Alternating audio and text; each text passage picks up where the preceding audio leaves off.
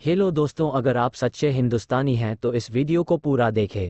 यह वीडियो हमारे देश के वीर शहीद भगत सिंह के बारे में है। ये भारत के वो सपूत है जिसकी वजह से आज हम आज़ाद हैं।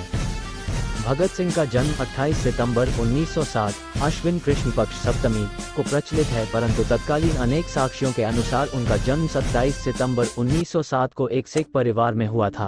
उनके पिता का नाम सरदार किशन सिंह और माता का नाम विद्यावती कौर था। यह एक किसान परिवार से थे।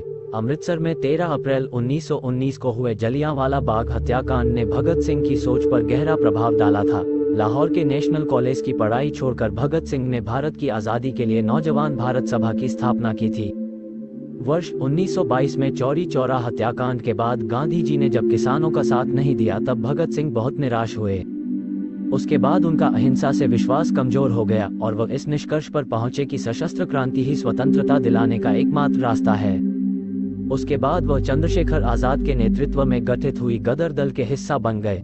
काकोरी कांड में राम प्रसाद बिस्मिल सहित 04 क्रांतिकारियों को फांसी व 16 अन्य को कारावास की सजाओं से भगत सिंह इतने अधिक उद्विग्न हुए कि चंद्रशेखर आजाद के साथ उनकी पार्टी हिंदुस्तान रिपब्लिकन एसोसिएशन से जुड़ गए और उसे एक नया नाम दिया, Hindustan socialist Republican association.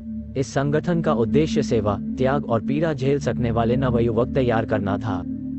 Bhagat Singh ने राजगुरु के साथ मिलकर 17 दिसंबर 1928 को लाहौर में सहायक पुलिस अधीक्षक रहे अंग्रेज अधिकारी J0P0 सैंडर्स को मारा था।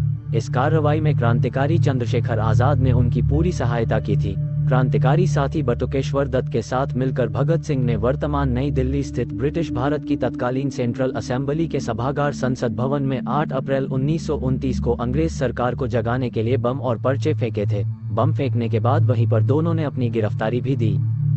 उस समय भगत सिंह करीब 12 वर्ष के थे जब जलियांवाला बाग हत्याकांड हुआ था। इसकी सूचना मिलते ही भगत सिंह अपने स्कूल से 12 मील पैदल चलकर जलियांवाला बाग पहुंच गए।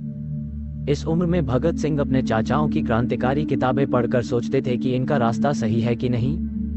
गांधी जी का असहयोग आंदोलन छिड़ने के बाद वे गांधी जी के अहिंसात्मक तरीकों और क्रांतिकारियों के हिंसक आंदोलन में से अपने लिए रास्ता चुनने लगे। गांधी जी के असहयोग आंदोलन को रद्द कर देने के कारण उनमें थोड़ा रोष उत्पन्न हुआ, पर पूरे राष्ट्र की तरह वो भी महात्मा गांधी का सम्मान करते थे। पर उन्होंने गांधी जी के अहिंसात्मक आंदोलन की जगह देश की स्वतंत्रता के लिए हिंसात्मक क्रांति का मार्ग अपनाना अनुचित नहीं समझा। उन्होंने जुलूसों में भाग लेना प्रारंभ किया तथा कई क्रांतिकारी दलों के सदस्य बने। उनके दल के प्रमुख क्रांतिकारियों में चंद्रशेखर आजाद, सुखदेव, राजगुरु इत्यादि थे। काकोरी कांड में 4 क्रांतिकारियों को फांसी व 16 अन्य को कारावास की सजाओं से भगत सिंह इतने अधिक उद्विग्न हुए कि उन्होंने 1928 में अपनी पार्टी नौजवान भारत सभा का हिंदुस्तान रिपब्लिकन एसोसिएशन में विलय कर दिया और उसे एक नया नाम दिया, हिंदुस्तान सोशलिस्ट रिपब्लिकन एसोसिएशन। 1928 में साइमन कमीशन के बहिष्कार के लिए भयानक प्रदर्शन हुए।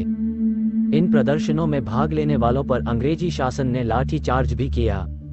इसी लाठी चार्ज से आहत होकर लाला लाजपत राय की मृत्यु हो गई। अब इनसे रहा न गया। एक गुप्त योजना के तहत इन्होंने पुलिस सुपरिंटेंडेंट स्कॉट को मारने की योजना सोची गई योजना के अनुसार भगत सिंह और राजगुरु लाहौर कोतवाली के सामने व्यस्त मुद्रा में टहलने लगे। उधर जयगोपाल अपनी साइकिल को लेकर ऐसे बैठ गए जैसे कि वो खराब हो गई हो। गोपाल के इशारे पर दोनों सचेत हो गए। उधर चंद्रशेखर आजाद पास के स्कूल की चहारदीवारी के पास छिपकर घटना को अंजाम देने में रक्षक का काम कर रहे थे। 17 दिसंबर 1928 को करीब 4:15 बजे सॉन्डर्स के आते ही राजगुरु ने एक गोली सीधी उसके सर में मारी, जिससे वह पहले ही मर जाता। लेकिन तुरंत बाद भगत सिंह ने भी 3-4 गोली दागकर उसके मरने का पूरा इंतजाम कर दिया। ये दोनों जैसे ही भाग रहे थे कि एक सिपाही चनन सिंह ने इनका पीछा करना शुरू कर दिया। चंद्रशेखर आजाद ने उसे सावधान किया, आगे बढ़े तो गोली मार दूंगा। नहीं मानने पर आजाद ने उसे गोली मार दी और वो वहीं पर मर गया। इस तरह इन लोगों ने लाला लाजपत राय की मौत का बदला ले लिया।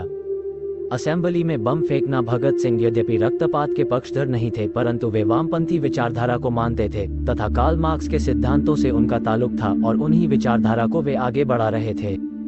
यद्यपि वे समाजवाद के पक्के पोषक भी थे, कालांतर में उनके विरोधी द्वारा उनको अपने विचारधारा बताकर युवाओं को भगत सिंह के नाम पर बरगलाने के आरोप लगते रहे हैं। कांग्रेस के सत्ता में रहने के बावजूद भगत सिंह को कांग्रेस शहीद का दर्जा नहीं दिलवा पाए, क्योंकि वे केवल भगत सिंह के नाम का इस्तेमाल युवाओं को अपनी पार्टी से जोड़ने के लिए करते थे।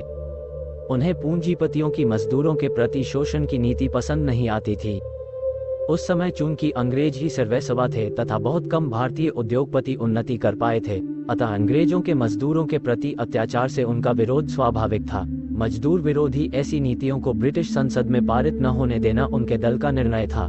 सभी चाहते थे कि अंग्रेजों को पता चलना चाहिए कि हिंदुस्तानी जाग चुके हैं और उनके हृदय में ऐसी नीतियों के प्रति आक्रोश है। ऐसा करने के लिए ही उन्होंने दिल्ली की केंद्रीय असेंबली में बम फेंकने की योजना बनाई थी। भगत सिंह चाहते थे कि इसमें कोई खून खराबा न हो और अंग्रेजों तक उनकी आवाज भी पहुंचे।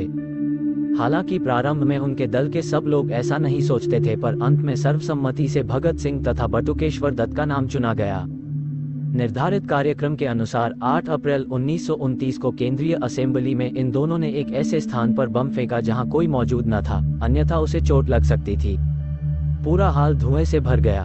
भगत सिंह चाहते तो भाग भी सकते थे, पर उन्होंने पहले ही सोच रखा था कि उन्हें दंड स्वीकार है, चाहे वो फांसी ही क्यों न हो, अतः उन्होंने भागने से मना कर दिया। उस समय वे दोनों खाकी कमीज तथा निकर पहने हुए थे। बम फटने के बाद उन्होंने इनकलाब जिंदाबाद, साम्राज्यवाद मुर्दाबाद का नारा लगाया और अपने साथ लाए हुए पर्चे हवा में उछाल दिए। इसके कुछ ही देर बाद पुलिस आ गई और दोनों को गिरफ्तार कर लिया गया।